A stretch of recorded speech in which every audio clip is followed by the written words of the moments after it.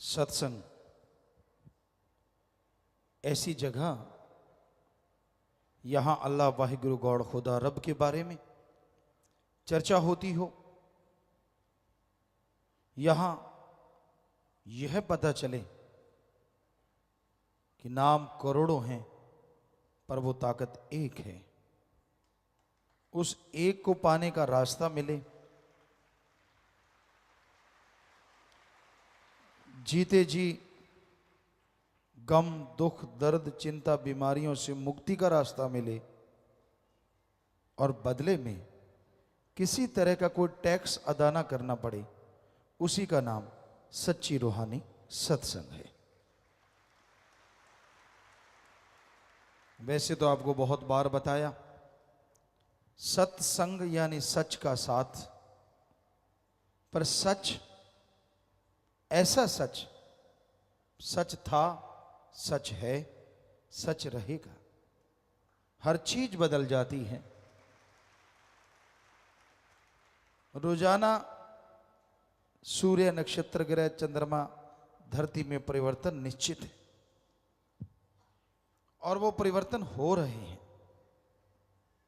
किसी में परिवर्तन नहीं होता तो वो ओम हरि अल्लाह गौड़ खुदा रब है,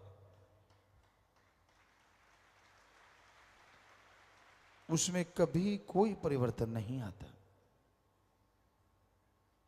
उस अपरिवर्तनशील मालिक को, सदा सच रहने वाले मालिक को देखने के लिए इंसान के अंदर एक रास्ता है। किसी भी मंजिले मकसूद पे आपने जाना हो, उसके लिए रास्ते होते हैं। किसी शहर में जाना है, बस है, गाड़ी है, पैदल जा सकते हैं। दूर दराज जाना है तो ट्रेनें हैं, बसें हैं, जहाज हैं। तो उसी तरह एक बहुत दूर देश है जिसे अनामी निज धाम सतलोक कहते हैं। यहां वो मालिक अपने पूरे शबाब पे नूरे जलाल में रहता है। वहां तक जाने का रास्ता हर किसी के अंदर से जाता है, पर उस रास्ते पे चलने के लिए कौन सी बस, कौन सी ट्रेन, कौन सा जहाज होगा, कौन सी टिकट होगी, कौन होगा टिकट देने वाला, कौन होगा जहाज उड़ाने वाला, ये जानना अगर आप चाहते हैं तो सत्संग सुनिए। सत्संग में बताया जाता है कि उन रूहानी रास्तों का जो जहाज जाता है वो मालिक का नाम है, उसी का चप्पू है। गुरु पीर फकीर कैप्टन एक गाइड के रूप में आपको बताते हैं, और फिर नाम या जिसका नाम है अल्लाह वाहिगुरु राम की गोद में बैठ के आप उस सफर को कब तय कर जाते हैं कुछ मालूम नहीं पड़ता, बल्कि नजारों से माला माल होते चले जाते हैं। तो सत्संग में वो टिकट दी जाती है जो उस जहाज पे चढ़ा दे, जो सीधा अनामी जाता है, और उस टिकट को कहते हैं गुरु मंत्र, नाम, कलमा, मेथड ऑफ मेडिटेशन। आपने उसका अभ्यास करना है, आपने उसका जाप करना है।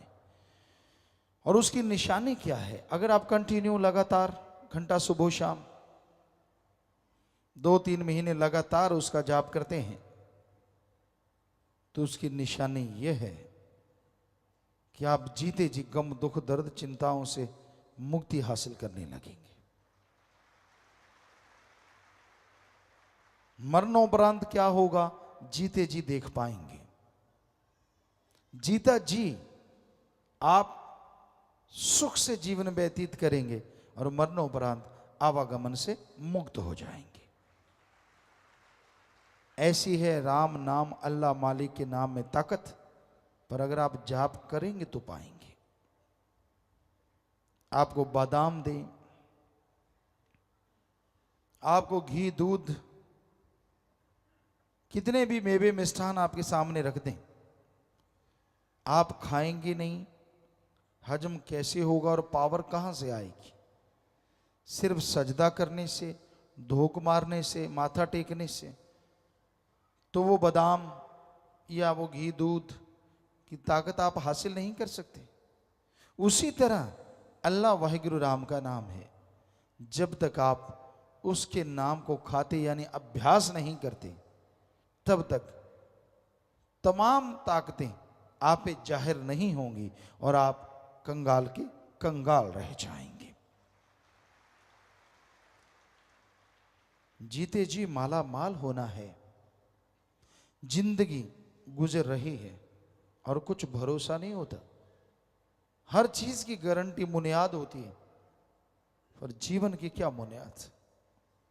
लोग घर से निकलते हैं, सफर तय करेंगे, ये काम करेंगे, वो करेंगे, फला करेंगे, और ऐसा एक्सीडेंट होता है प्राण पखेरु उड़ जाते हैं। कुछ होश नहीं होता, कुछ पता नहीं होता क्या होने वाला है।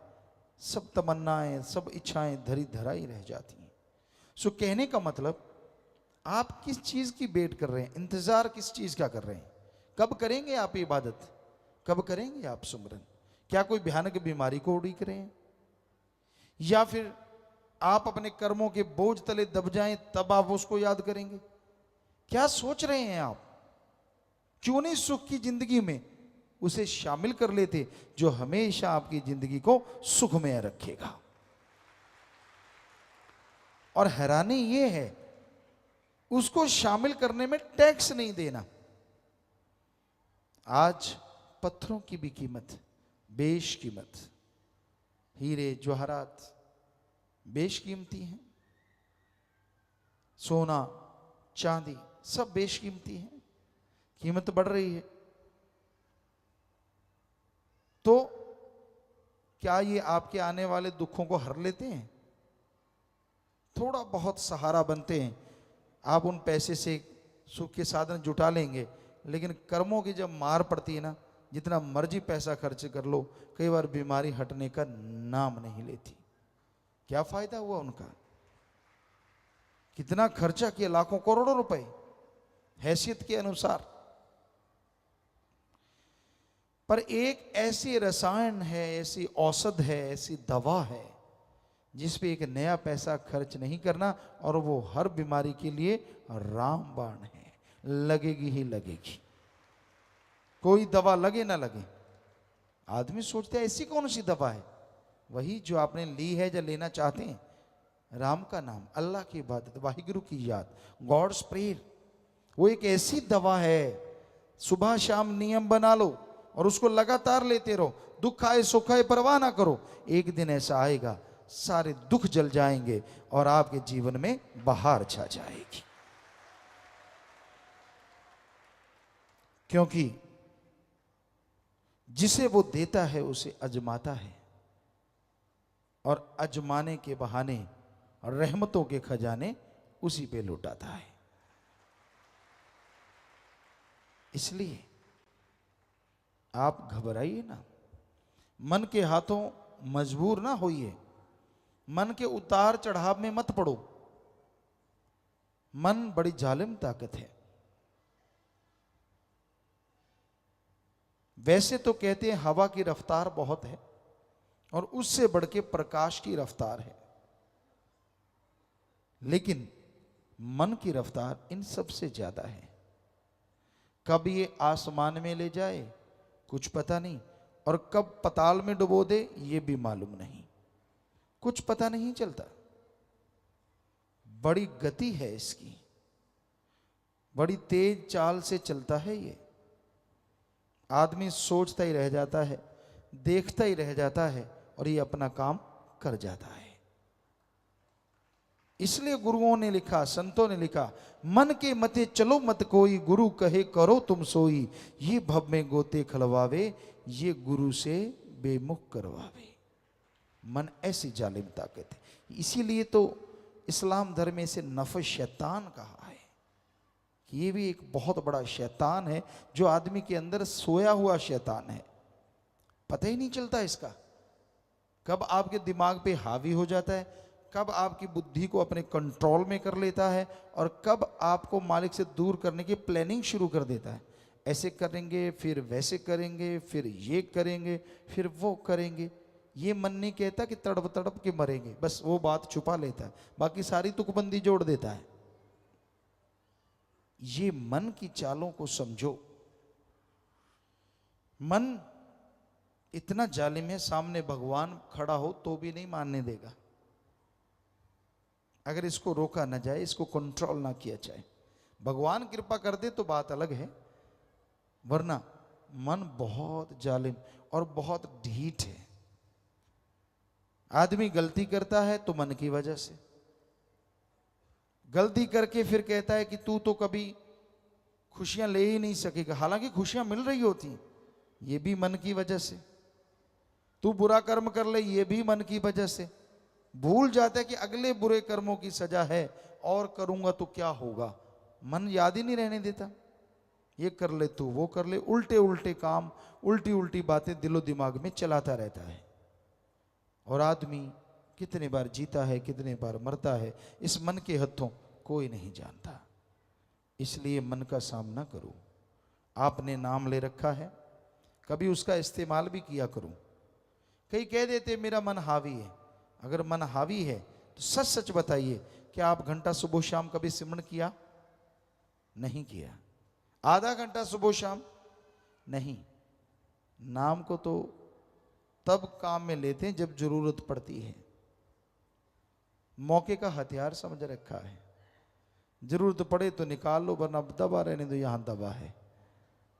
कई हैं मालिक के प्यारे जो रेगुलर नियमित प्रभु के नाम का सुमरण करते हैं, वो आदमी मन के काबू में नहीं आता।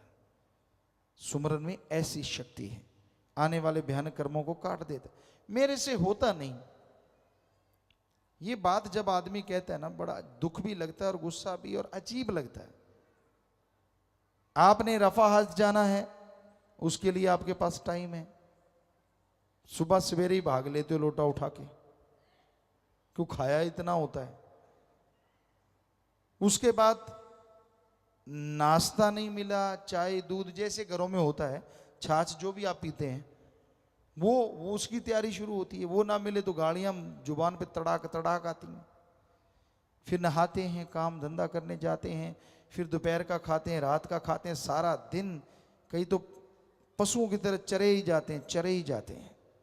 तब तो टाइम है, चुगली करते हैं, सिर जोड़ जोड़ के निंदा करना, बुरी बातें करना, टाइम है। किसी की जेब कैसे काटे पता ही ना चले, किसी के साथ ठगी कैसे मारें, बुद्धू बना डालें, किसी का हक मार के खा लें, डरा दें, गरीबों को धमका दें, उसके लिए टाइम है। लेकिन अल्लाह वाहिगुरु का नाम, ओम हरि ईश्वर का नाम लेना, इसके लिए टाइम क्यों नहीं है? कोई जवाब नहीं। फिर कहता है मेरे कर्म ही बुरे हैं। लानत तेरे मन पे, कर्म बुरे तू खुद बनाए जा रहा है, मन की चालें चलता है, मन मते करता रहता है। और जो गुरु पीर फकीर ने बताया, अल्लाह मालिक का नाम कलमा कभी अदा करता ही नहीं। गुरु क्या करे? तू पशु तो है नहीं जो सांकड़ बांध के खूंटे पे बांध के छोड़ दे कि हिल के दिखा, फिर तो मानी बात। हर कोई मर्जी का मालिक है।